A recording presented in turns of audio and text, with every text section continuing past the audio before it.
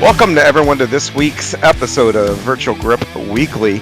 Each week we will recap each VGN broadcasted event, and we will have in-depth interviews with your favorite drivers, sponsors, league owners, and more. So subscribe and like this broadcast. Also, if you are a league owner and you have a broadcasting need, please visit us at virtualgrip.net. And this week's guest is going to be none other than Alan Wannamaker, and we're happy to have Alan on here. And Alan, how are you doing today? Pretty good. It's a beautiful day here in Cohasset, south of Boston. I went to the beach earlier today, and it's a very nice day. Well, awesome, Alan. Well, we're glad to have you this week, and we're going to just jump right on into the action here. And this week, the Bootleg Racing League did return to action at the Hickory Motor Speedway, and the first up were the mighty SK Modifieds. John Wilson would lead the field to green on Saturday night, and there would be a couple of quick cautions before they got a green flag run in. Wilson would continue to lead all the way up until that mid-race caution. And, Alan, I want to ask you real quick here. I know you didn't run Saturday night, but I know you've been in races where, you got a couple of quick cautions, you tough to get into rhythm. Then you get that green flag run where you do get into a rhythm. What does like a mid-race caution do for you when you get that? Is it tough for you to get back in that rhythm? Is it good to have a break to kind of evaluate what you're doing? What goes through your mind when you get that a caution after a long green flag run? Yeah, it can be tough. It depends on if you're pack racing and a caution comes out, then you're pretty much golden because you're used to being in the mix. But if you're out on an island and just trying to make lap times and trying to turn some good times and you get a caution, it can be kind of tough to settle back in. So that's generally what I sort of experience.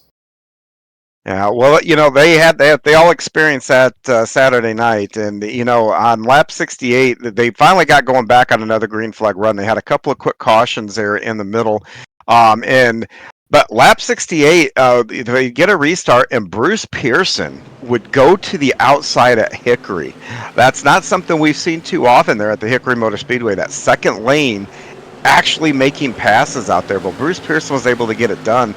He was able to wrestle the lead away from John Wilson there, and he would go on to lead the next 20 or so laps until a late race caution would just bunch the field up and become a 3-lap dash to the checkered flag at that point. And Alan, I'd like to kind of bring you back in here, and when you get the late race caution, I know it's going to depend on the answers here is going to depend on the situation you're in, but generally speaking, when you have that and you've got that 3-lap dash, what's usually your strategy there? Is it to survive? Is it to, hey, how much can I get? Is it hey, I'm happy? Is it just to hold where you're at? What kind of goes through your mind when at the end of these where you got 3 laps, it can become a free-for-all? Yeah, I'm usually sort of in the survivor camp. I try to, I'm kind of a conservative driver, so I try to, survive if I can.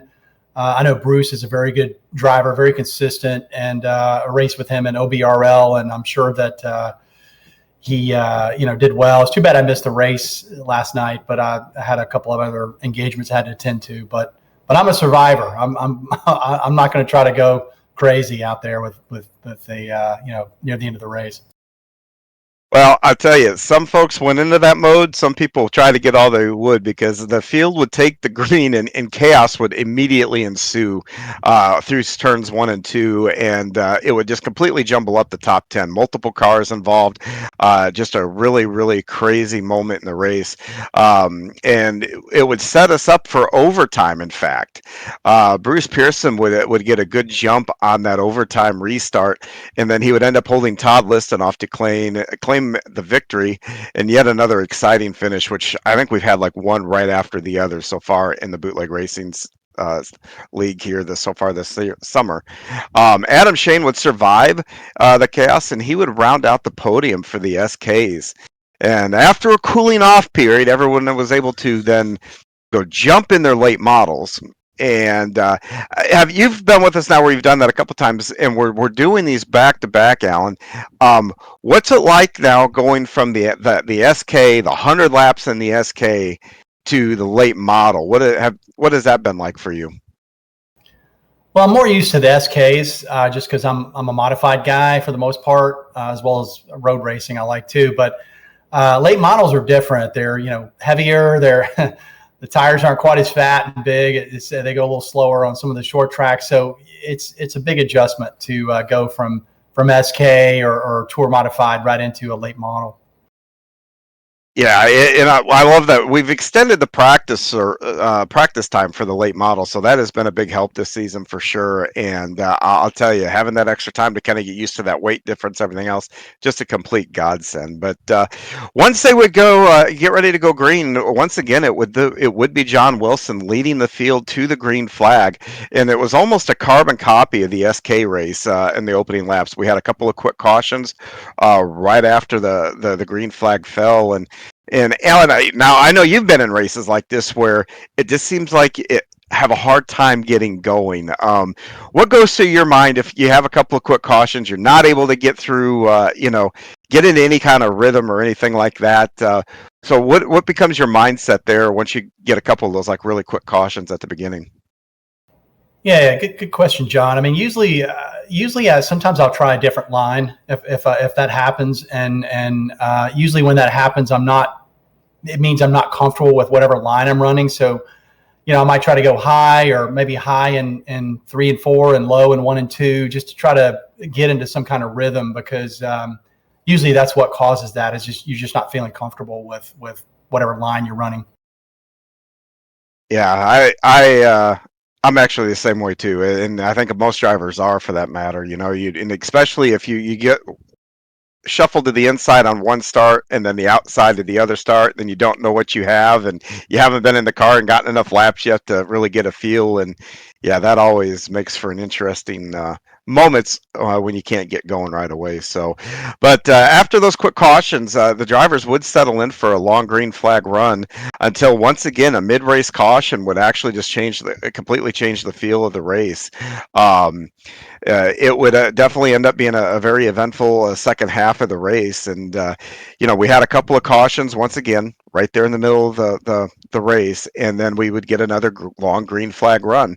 Um, once once they got going again, lap 78, Steven Spies would actually go on to challenge Wilson and take over the top spot. And right after Spies got the top spot, like within a lap or two, caution would come out, and it would set up a run to the finish there.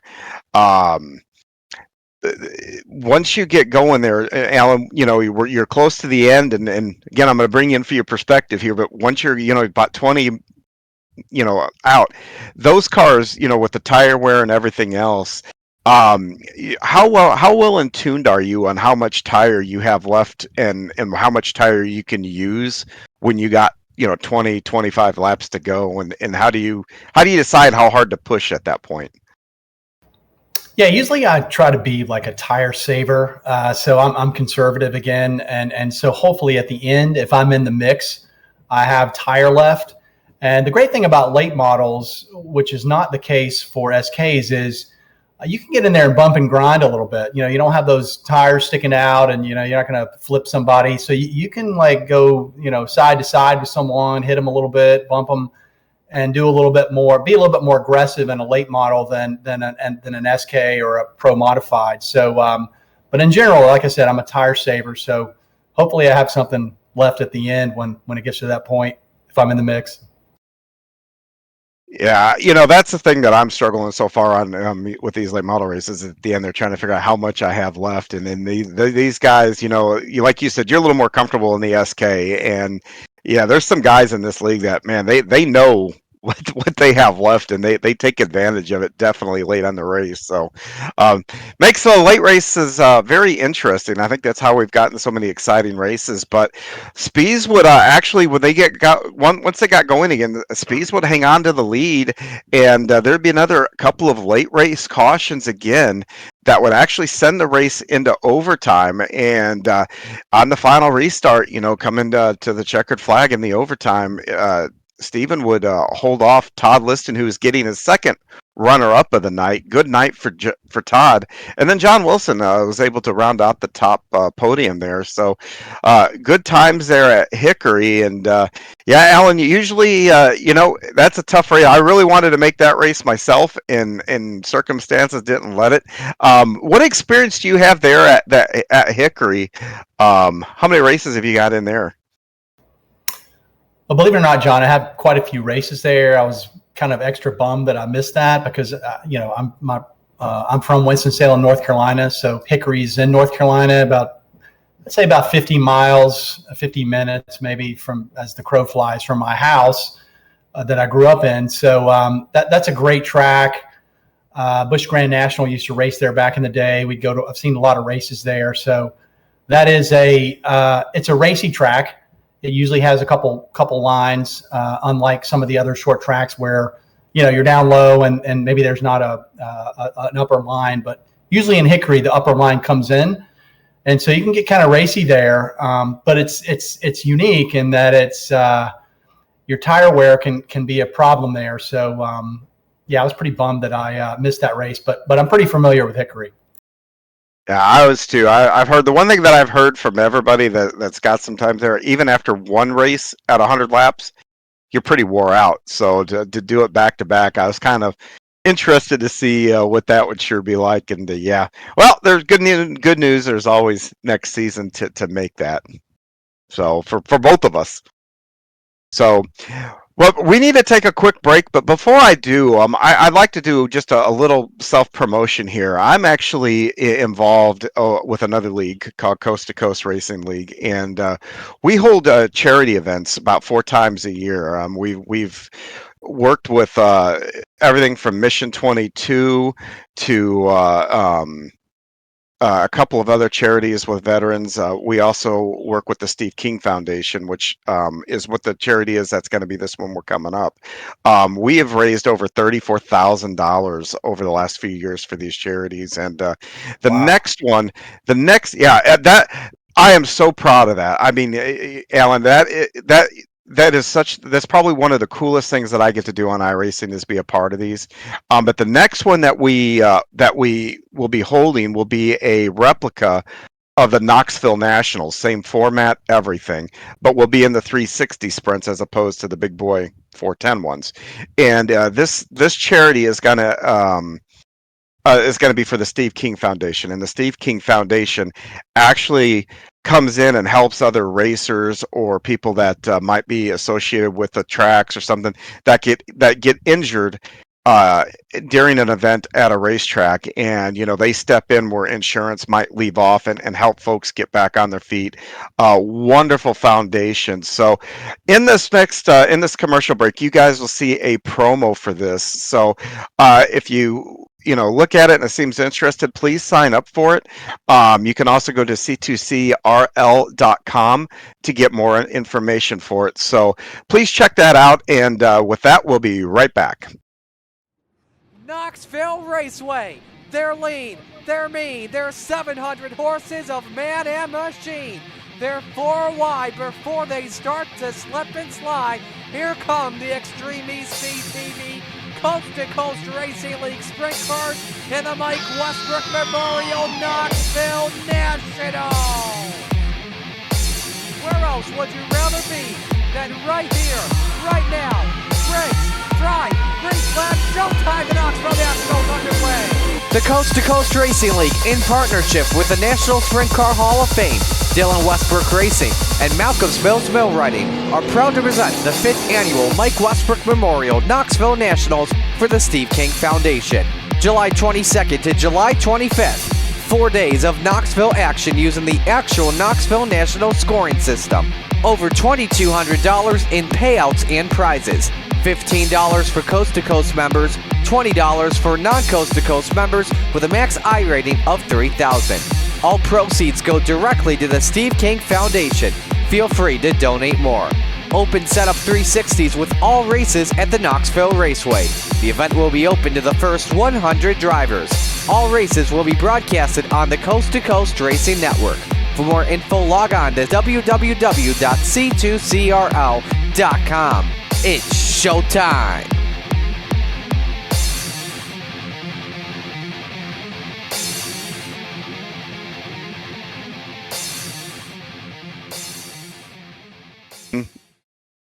Welcome back, and as we've been covering here, and you already know my guest, Alan Wannamaker, and that was a good, fun time of the show that I love. We get to talk to the drivers, and Alan, you're not just a driver; you're also a league owner, and we'll get into that here just a little bit. But the first question I have for you is, what was your path to the BRL? How did you get hooked up with the BRL, and how did you start your career with us? Yeah, so that's a good question. I mean, I think like most people in iRacing, once you get your kind of feet under you and learn the ropes, so to speak, you quickly try to join a league or leagues, plural, and the racing's a little better. There's a lot of variation, and so it was a matter of me finding a league, and I'm really only a member of really 3 leagues. One of them being my own, but OBRL and BRL, Bootleg Racing League. And I think part of it was with bootleg in particular, because OBRL doesn't do this. Is there's an old school feel to it. They race SKs, they race late models, they race it's sort of old school short track. Bull ring type of stuff, which is a lot of what I saw growing up in my youth. And this bootleg in particular had been out there. I know Lowell Jewell's been doing this for like decades. So yes. So it was like, this guy's got it down pat. And then when I heard him speak, I was like, wow, listen to that voice. He's got such a great voice, and I'm sure he keeps a tight ship, and this is going to be fun. So it was mostly that, but I'm very picky on the leagues I join, and bootleg was certainly one that intrigued me almost immediately when I first saw the races. And before you join a league, you watch races, and I know a lot of these are broadcasts, so I was able to see kind of what I was getting into, and the competition is very tough. So that's good too. Yeah, I've remarked about this league, the evolution of it over the last, I don't know, maybe 3 or 4 years. It's amazing now when you look at especially in practice, you look at the timesheet, and you've got, what, 15, 20 guys all within maybe a tenth and a half of each other on a timesheet. Yeah, I've said it many times. When you show up, you've got to bring it. I mean, if you're off just a little bit, or you're a track you don't like and you're just barely off, you're fighting to hopefully make that invert, which is pretty cool. Yeah, and I saw, the other thing too is I knew Bruce Pearson, because he was also a member of OBRL. I knew he was a longtime member of Bootleg, and I have a lot of respect for Bruce and kind of what he does, and know his driving style. So I knew if he was a part of it, it was going to be that was another plus to BRL. Outside of a BRL, is there any kind of other computer-based games or just even board games? I mean, what other kind of games do you like playing or enjoy playing? Yeah, I'll be kind of embarrassed to admit this, but I have a 9-year-old son, and he's on Roblox, and there's a great game on Roblox called Flag Wars that I just love. And so we play Flag Wars together, and it's almost like a capture the flag type of deal. And so I love that game. Not nearly as much as certainly sim racing, but it's something I can kind of, fortunately or unfortunately, video games for youth is here to stay, and it's kind of what they do, and they, make friendships doing it. And so it's sort of like if you can't beat them, join them kind of thing. So I started playing Flag Wars, and it's a great game. I really like it. So I'm kind of embarrassed to say that, but. Well, you should. My son likes Roblox and all the time, and I don't know how many times a month I'm asked if I can buy more Roblox. And I have to ask him about that game now. I'm definitely interested in that. Yeah, it's crazy. Wars. Well, every time I see him, I can't figure it out, because for those that don't know, it's a pixelated game. We've got, like iRacing, we've got all these great graphics. Some of these other games, the graphics are as someone who's as old as me remembers, like Atari and stuff like that. Roblox is not much more advanced graphic wise than Atari. Yeah, this is like one step up from Pong.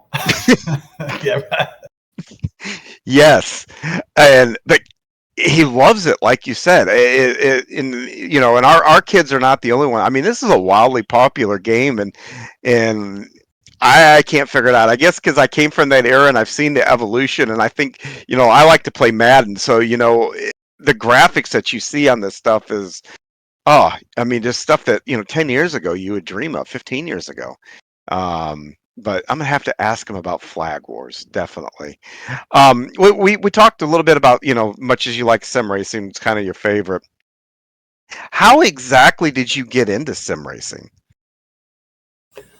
Yeah, so in 2015, I started getting together with some guys that one of the guys I work with who every 3 months would get together with a couple other people, and they played Gran Turismo 4. And I remember my initial question was, why are you playing Gran Turismo 4 when Gran Turismo 6 is already out? And the reason was because Gran Turismo 4 was the last version that allowed you to set up a LAN, a local access network. And so we got together we still do, about every 3 months, and we play Gran Turismo 4 and set up a local access network. And it's kind of like poker night, except, without poker and without losing money. But we play, we do 22 races a night. We can pick a couple tracks, and I think we have 11 cars that we use. And so that's how I got into it. And then, that sparked my curiosity. It's like, wow, this is pretty cool. What else is out there? And that's kind of got me into looking at other things. And set, of course, a competition, and of course, iRacing. When you first hopped into iRacing, what was one of the first things that you kind of noticed and took hold of and said, okay, yeah, this is cool? Because obviously 2015, 2024, you've been around now for a while, so you've kept with it and kept doing things. So what about it kind of hooked you? Yeah, I mean, I think the whole sim aspect of it. I mean, Gran Turismo I would characterize as somewhere between an arcade game and a sim game. iRacing and Assetto Corsa Competizione and some others out there are they are simulations. And, whenever you've heard the stories of various racers that have started in iRacing and have gone on to race real cars. Yeah, William Byron. William Byron. I mean, I think, there's your proof in the pudding right there, is how realistic it is if you can actually hop out and hop into a real car. Now, listen, there's nothing like, real short track racing. I get it, but you're a lot of the way there if you iRace, and the technology just keeps getting better and better with VR and other things. So the simulation piece of it was really sort of mind-blowing to me. I had no idea that technology had really advanced to that, because I'm 55 and I played video games when I was little. Sort of stopped playing for a while and then kind of came back, and it's like, wow, look at the technology. It's kind of mind-blowing, actually. Yeah, we touched on it earlier with the Roblox conversation, but yeah, they've come a long way here. And the nice thing about iRacing too is it's got a little something for everything. Because I know you touched on earlier, you like road racing, you like oval racing. You can jump through what now, I don't know how many different disciplines are out there. So, just that, yeah, you said you really like the SKs, and you mentioned the road racing. What road cars do you like racing? Are you more of a prototype? Are you open wheeler? Are you a sports car?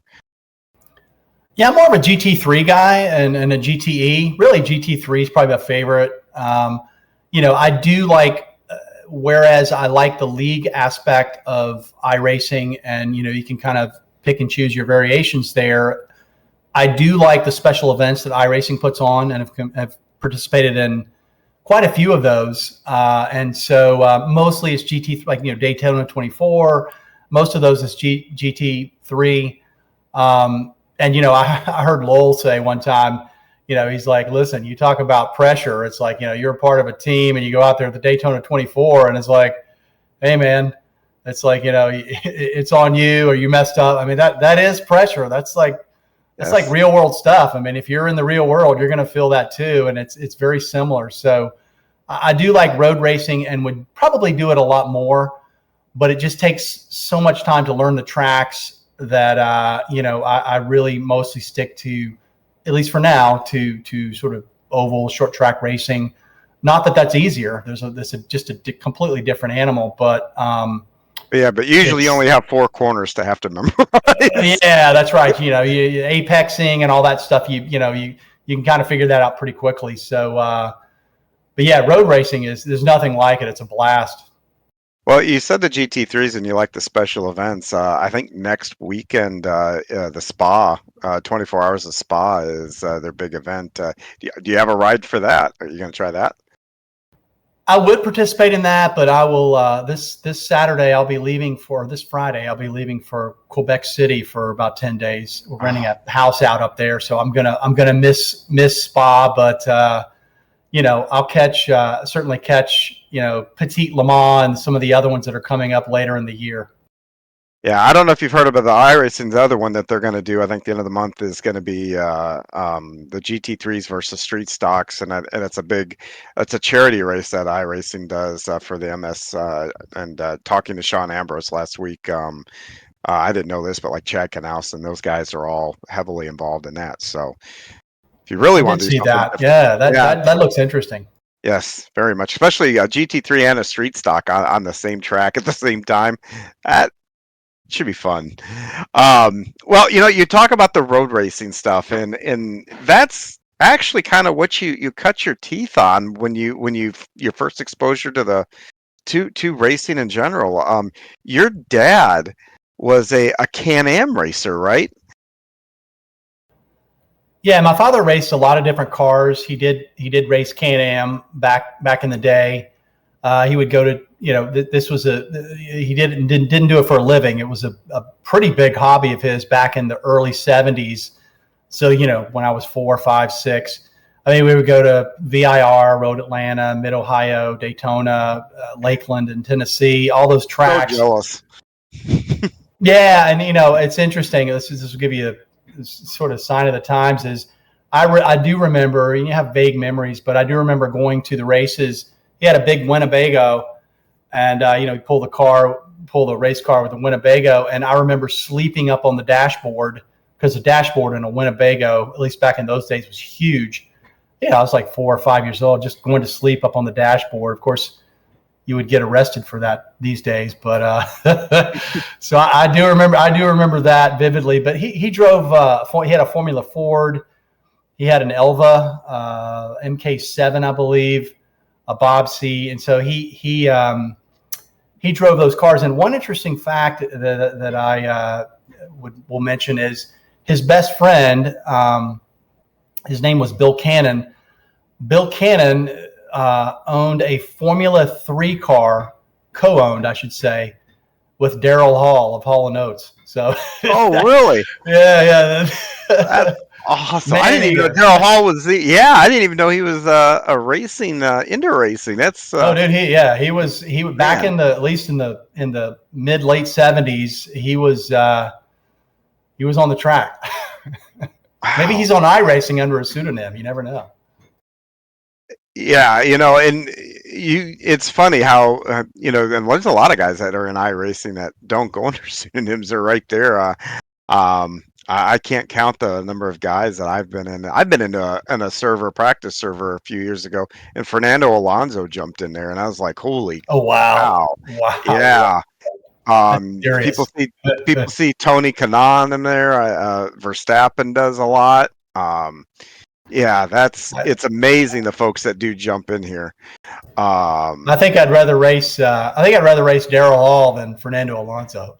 Yeah, well, it took all of 30 seconds for him to go about 2 seconds faster than everybody else. I think it was like at Homestead, the road course there at Homestead, that happened in, and that was a weird server actually. That and Scott Speed, both of those guys were in that server, but it's kind of cool to see how many people do get involved in iRacing that you would think never, and just even racing in general. I mean, the Paul Newmans to the David Lettermans, Yeah. Hal Needham back in the 80s, who owned the original, Skull Bandit, and did a lot of work on Burt Reynolds films and all that kind of stuff. People don't realize that, yeah, those guys all were heavily in behind the scenes in NASCAR and other forms of racing. So that is a cool story for sure. Did you ever get to meet him?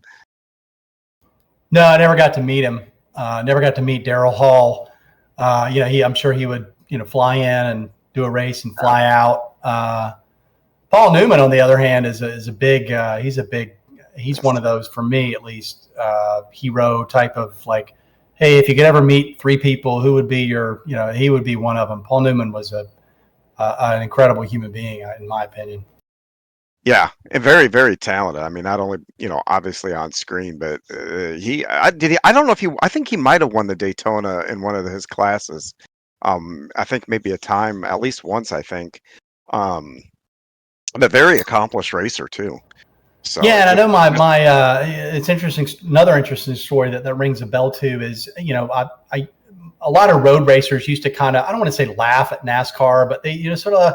But I know my father raced Daytona one year, again in the 70s, and Richard Petty was one of the drivers on one of the teams. And I remember him commenting that, like, if people don't know it, but Richard Petty is he's a real driver. He knows what he's doing on the road as well as, certainly on the oval. But, these guys are, if you're a racer, you're a racer.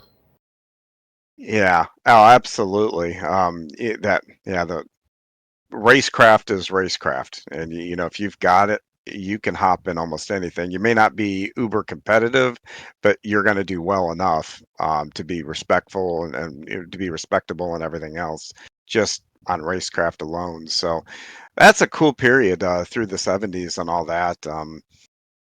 Just out of curiosity, here's an off-the-wall question for you. We're talking all these old school thing and some of these actors and all that. Do you have an old favorite, maybe your favorite racing movie of all time?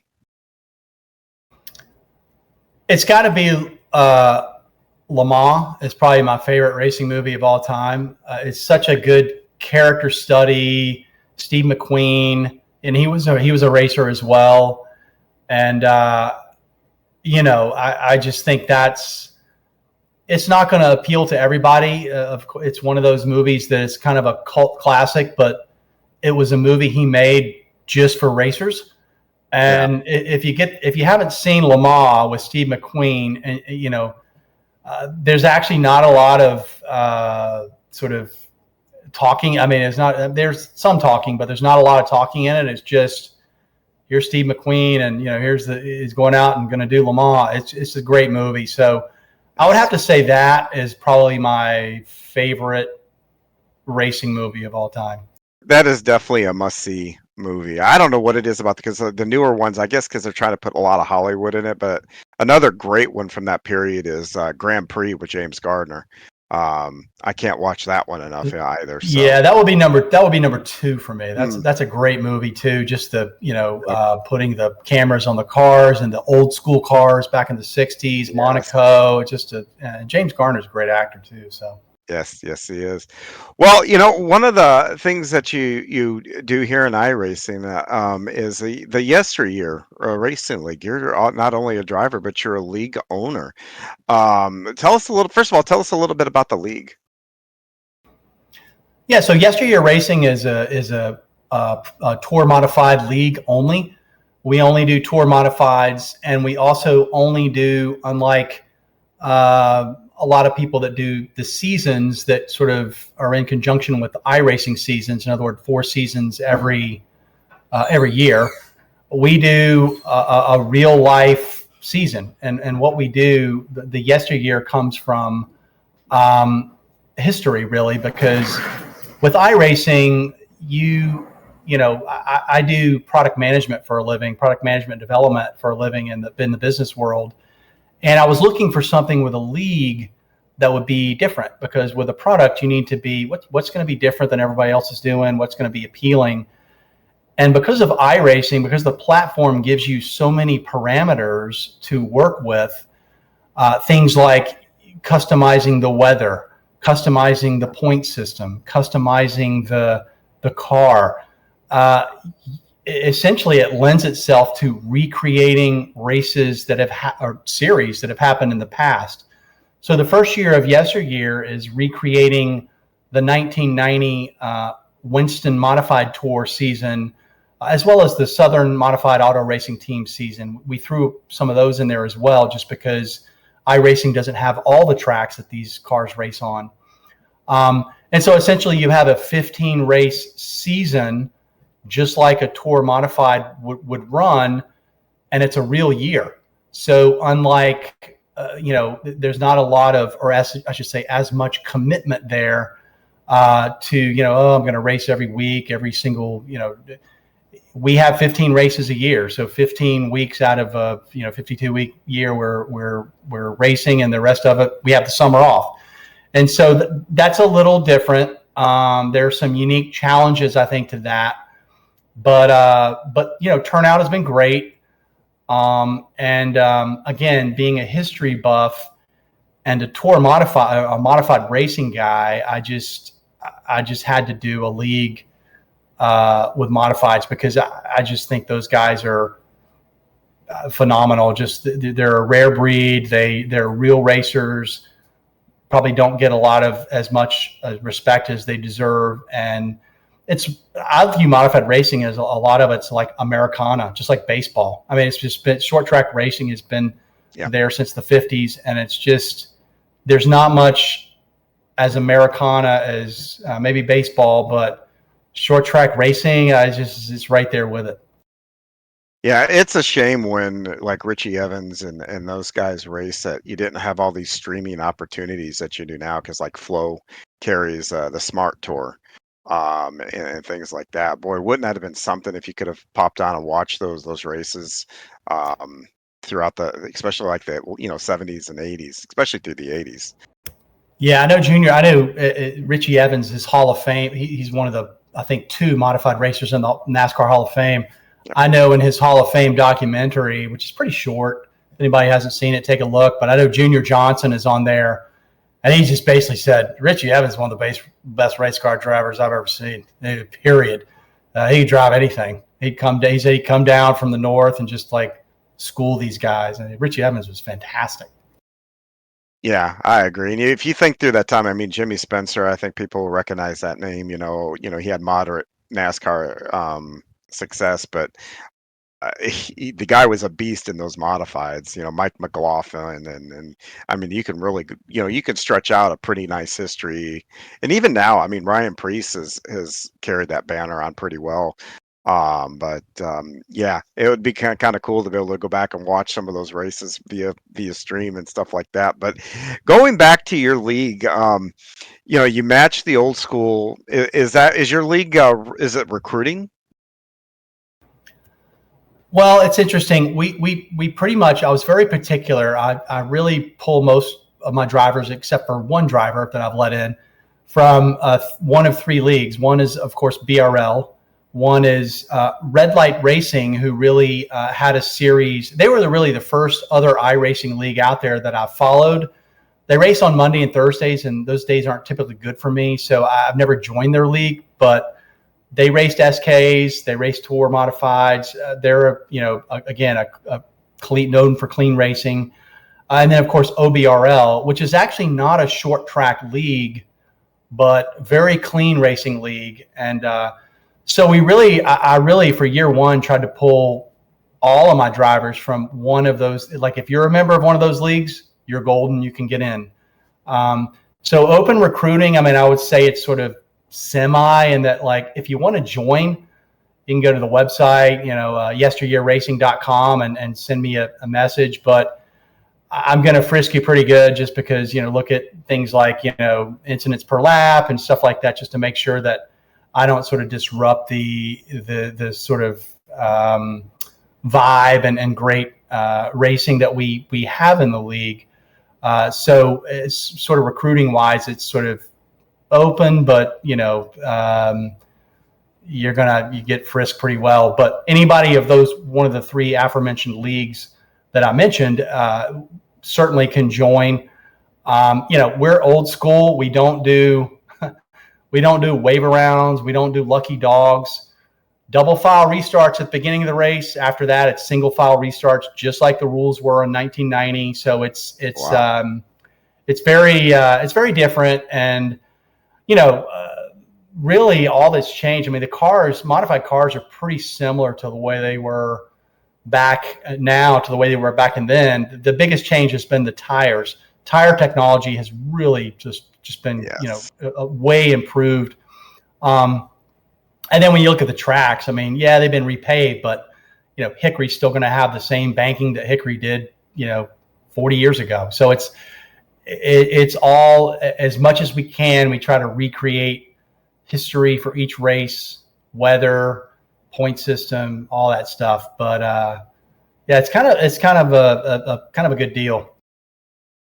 Well, I should have asked Lowell this too, because he's the only other league owner that I've had on to date. And if I was to ask you though, what is your biggest challenge as a league owner? What do you think it is? Is it attendance? Is it coming up with a schedule? I mean, what is your biggest challenge, you think, from season to season?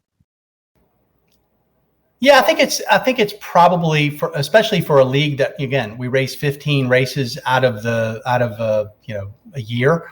So it's not like we have a summer break, and so we're going to come back and race again. So it's really making sure you get the attendance out there. We have about 42 drivers that are in the league that have been led into the league.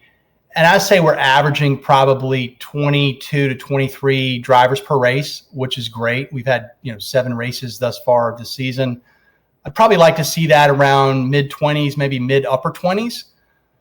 But again, it's season 1. Nobody knows or I shouldn't say. Oh, this is your inaugural season. This is our inaugural season, yeah. Oh, wow. So I would say for that in particular, it's definitely. I'll take those numbers. Yeah, I definitely. Well, that's smart. Yeah. How you combine the 3 leagues, taking the best out of the 3 leagues that you're involved in. That's a pretty smart way to do it. How did you come up with that idea? Well, I wanted clean racecraft. So if you're trying to simulate what happened in history, you don't want like a bunch of jokers out there just trying to wreck everybody. But it's interesting. Just about every race, except for one of them, I think the second race in Martinsville we did was not among this case, but we have actually outperformed the real life number of cautions that happened in the real life race. So we've had less cautions, and that's a testament to the league. And the other thing I promised myself I would not do is we race on Tuesday nights, which is a tough night. But again, red light races on Monday, Thursday. OBRL races on many nights, but not Tuesday. And of course, Bootleg doesn't race on Tuesday. So I don't want to infringe on any of those leagues by competing for drivers. So that was sort of one of my monikers to make sure that I didn't do that. So that's why we race on Tuesdays. But again, 15 Tuesdays out of a year. Well, I know some racing, you've had some exposure to Can-Am, and you've been able to go and watch races all through the Southeast there where you grew up. But the one thing that I've learned about you that I'm the most impressed upon is your racing experience. Not speed racer, but maybe skate racer. Tell us a little bit about the speed skating. I mean, that's kind of cool. Yeah, so I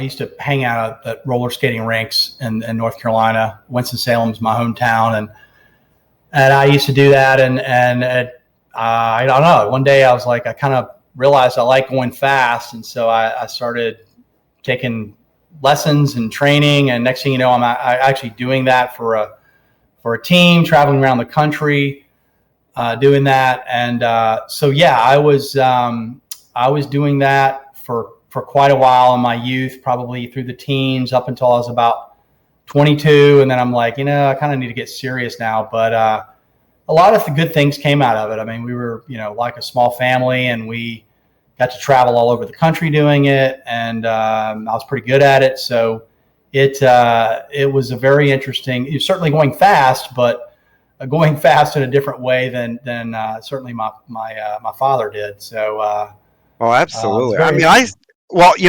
myself, child of the '80s, skating rings was a big part of us growing up. Going to the skating ring, hanging at the mall, that kind of stuff. I have friends of mine that did the speed skating and stuff like that. But the one thing I've got to ask you, for those of us that I probably have seen it, like I said, anybody our age, I think the skating ring was part of growing up. Um, would you say there's racecraft involved in that just as much, maybe on a different scale or level, but I mean, is there racecraft involved in that?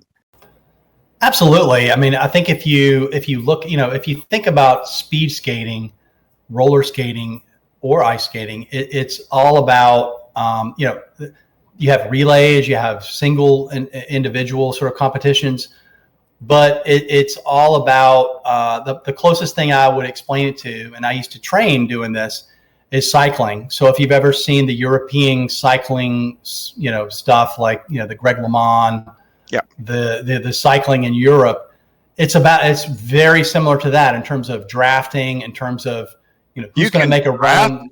Yeah, absolutely. You draft. Wild. Yeah, you cannot, like, if you were to go out and try to run as fast as you can for 15 laps around a skating rink, or even 30 laps, you're never going to make it because somebody's going to draft behind you and just get you. So it's mostly the closest thing I could say what I did was the closest thing it is to is cycling, professional cycling, because there's teammates, there's drafting, there's save it till the end or not till the end, you're just a pawn.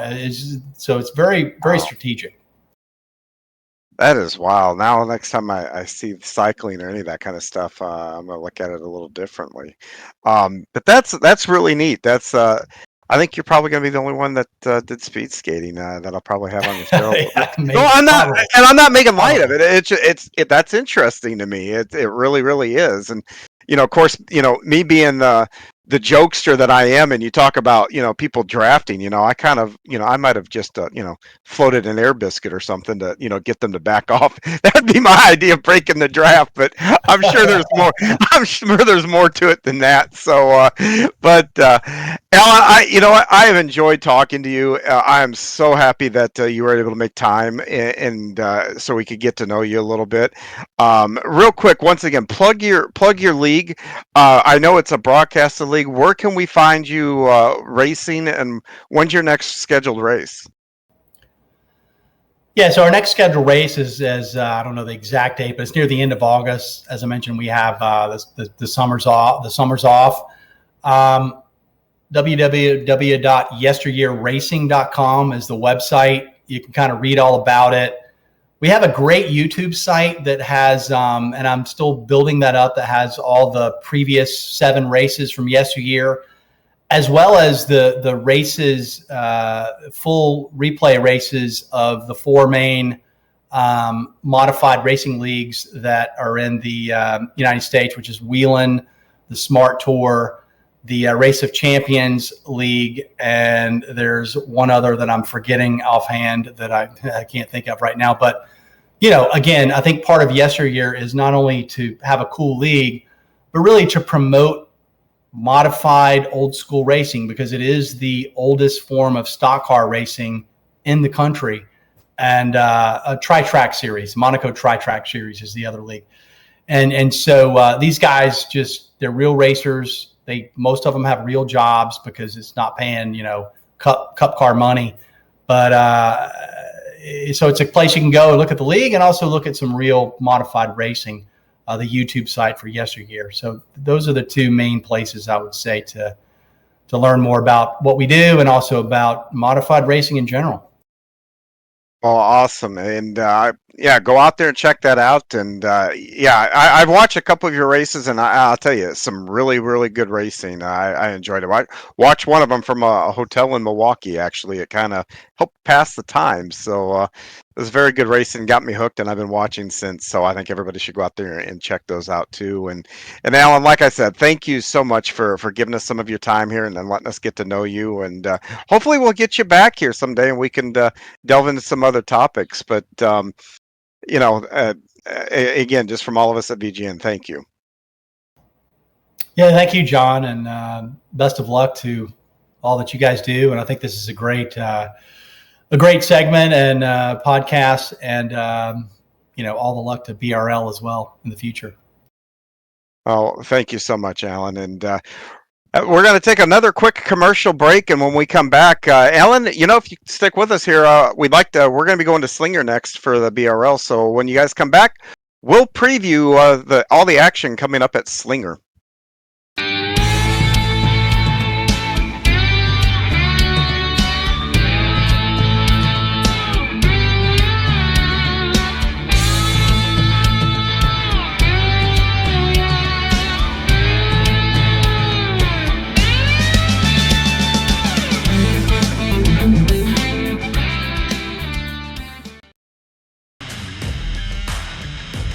This is your chance to get behind the wheel.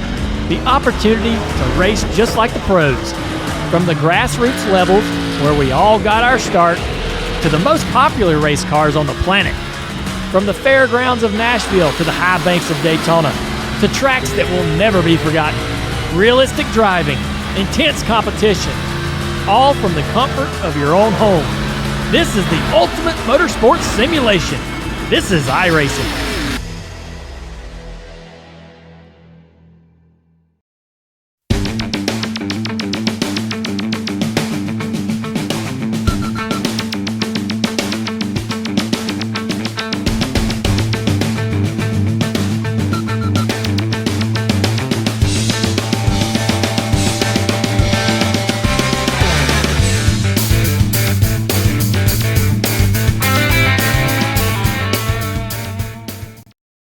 Welcome back to the VGN weekly broadcast here, and our next broadcast races are going to be from the Slinger Speedway up in Wisconsin. And I tell you, this is a track that's pretty new to iRacing. In fact, the BRL has only attended one race here at Slinger, and it is the world's fastest quarter mile. One race means there's not a lot of history. Matt Hoos is going to be the only one that possibly could be in the field for the SK. He's won the SK. Alan, you finished third the last time. Do you remember that race, running the SK there at Slinger? I do. It was a very foggy night. I recall that. And it's I do now. Yeah. Yeah, it was very foggy. And Slinger's one of those tracks you just kind of hold onto your seat, man. It's like, it is fast. It's high banked. And it was a blast to run, but man, I was sweating it out at the end of that race. What did you learn in that race? You think you're going to try this one here? I mean, is there something you can put to work to maybe get you a couple spots higher on that podium? Well, yeah, the Slinger has got a lot of racing lines. So basically, the high line works at Slinger.